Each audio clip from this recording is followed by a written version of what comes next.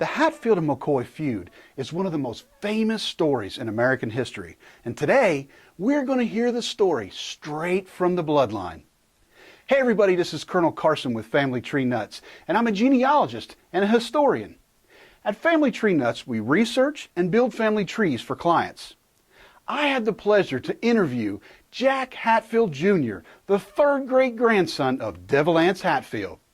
Jack is going to tell you the story of the feud and then share some personal insights that has been in his family for generations. Hey everybody, I'm Jack Hatfield, third great-grandson of Devil Anse Hatfield. Throughout the years, Hollywood turned us into hillbilly cartoons, gritty, violent, and backward buffoons. But we were entrepreneurs, community leaders, business owners, parents, and soldiers. Appalachian people with pride and complexity. This story isn't about making us look perfect. It's about showing we were more than myths and stereotypes. It's time people know the full picture. Many folks pin the Hatfield-McCoy feud on a stolen hog, but its roots run more than a decade deeper, into the heart of the Civil War. The Tug River Valley, straddling the Kentucky-West Virginia border, was torn between Union and Confederate loyalties. This division set the stage for bloodshed, starting with the murder of Asa Harmon McCoy, a Union veteran, by Jim Vance, the uncle of Devil Anse Hatfield. The killing lit a fuse in the valley, forcing the community to choose sides. Tensions grew over land. Perry Klein, a McCoy relative, clashed in a bitter land dispute with my grandfather, William Anderson, Devil Anse Hatfield. Then a dispute over a hog sparked more trouble. Family patriarch Randall McCoy accused Floyd Hatfield of stealing his Razorback. During the trial, two McCoy relatives, Bill Staton and Selkirk McCoy, sided with the Hatfields, securing a 7-5 verdict in Hatfield's favor. In retaliation, Bill Staton was killed by his McCoy cousins. Devil Anse's brother, Judge Wall Hatfield, presided over the murder trial, but he had to acquit them for the lack of evidence. A chance for peace emerged when Devil Anse's son Johnsy began courting Randall McCoy's daughter, Rosanna. Both families rejected their union, and tensions boiled when Rosanna became pregnant. Johnsy abandoned her, marrying her cousin Nancy McCoy instead, turning love into a wedge that drove the families further apart. Then the feud turned deadly in an election day brawl. 3 of Randall McCoy's sons stabbed and shot Devil Anse's brother, Ellison. Devil Anse held the 3 McCoys captive, and when his brother died, he had them executed by a firing squad. This became known as the infamous Pawpaw Tree Incident. This act blurred legal boundaries and escalated the conflict. Next, Cap Hatfield, Devil Anse's son, shot and killed Jeff McCoy, Randall's nephew, adding more blood to the feud's toll.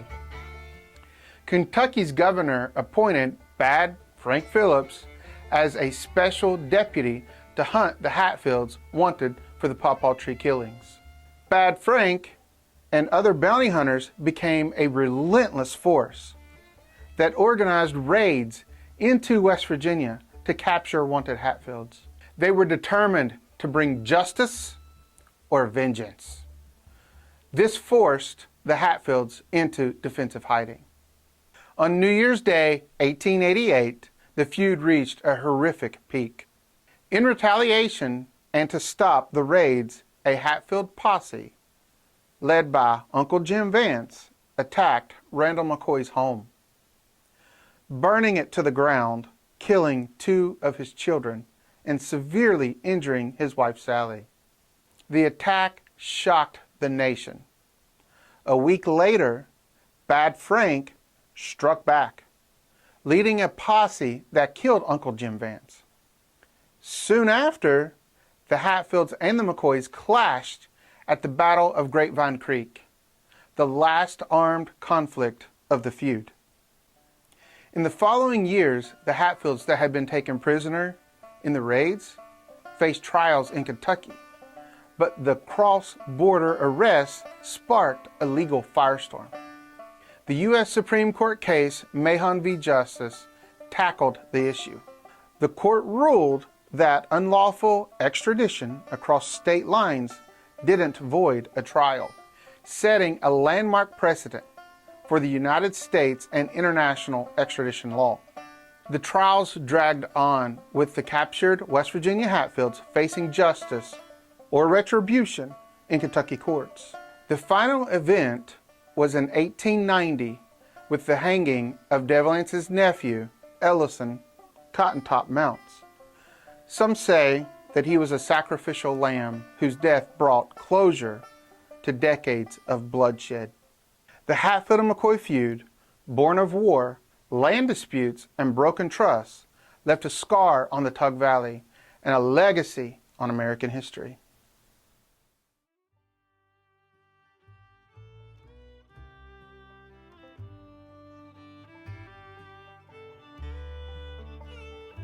It's a heavy, proud legacy. It means being a keeper of stories, history, and hard-learned lessons. I feel a duty to honor my family truthfully, not sensationally, and to share the real people behind the headlines.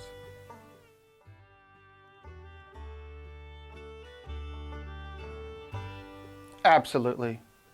The name comes with a lot of attention, with questions, and with expectations. But it also comes with a sense of duty to preserve the truth, to honor my ancestors, and to use this platform for something meaningful.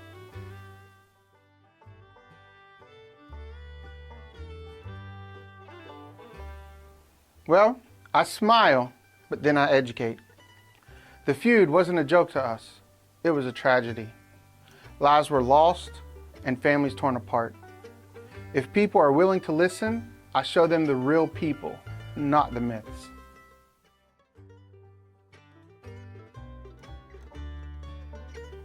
That we were businessmen, not just brawlers. My family wasn't made of outlaws. We were mountain people with values, strength, and faith.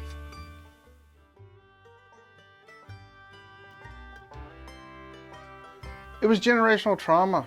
The Civil War left deep wounds, and loyalties were divided.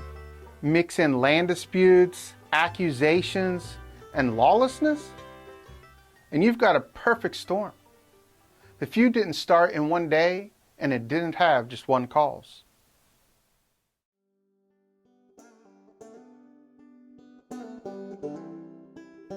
He was a father, a veteran, and a respected businessman, and he loved his family deeply. He wasn't the devil people think he was.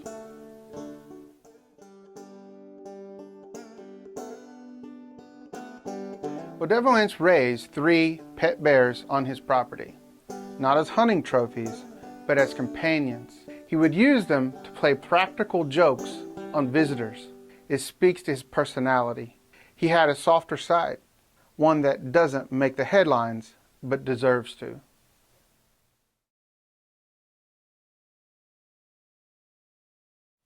Like my great-grandfather, De Valence, Randall McCoy was no passive victim. He was a father hardened by loss and loyalty. Both men believed they were doing right by their kin. Both were proud, both were stubborn. And neither could afford to back down in a time when backing down meant weakness.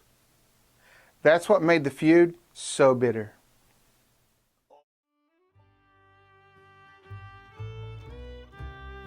It's education, storytelling, and honesty. Talking to each other, not about each other. In 2003, our family signed a truce to end the cycle, not erase the past. We support each other now. with mutual respect.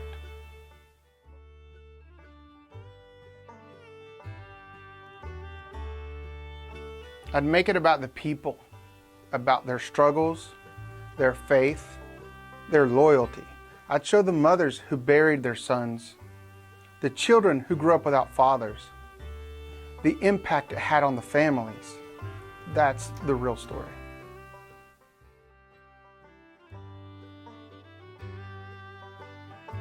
That conflict has consequences, that pride can destroy generations, but also that forgiveness is powerful.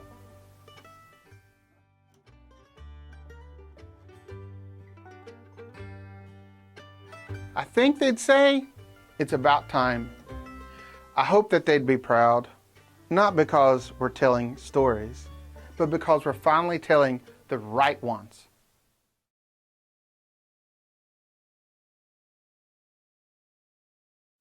I hope it gives them a deeper understanding of who they are. I hope that it gives them pride in their roots and the courage to stand up for the truth. Wow, that was powerful. Hearing this straight from the bloodline of Devil Anse Hatfield himself gives us a deeper understanding of the feud and its impact on American history. By the way, could you be related to the Hatfields or McCoys? We can help you find out. Check out our genealogy plans on FamilyTreeNuts.com. We hope you have found this video informative and that you enjoy your Hatfield and McCoy adventure.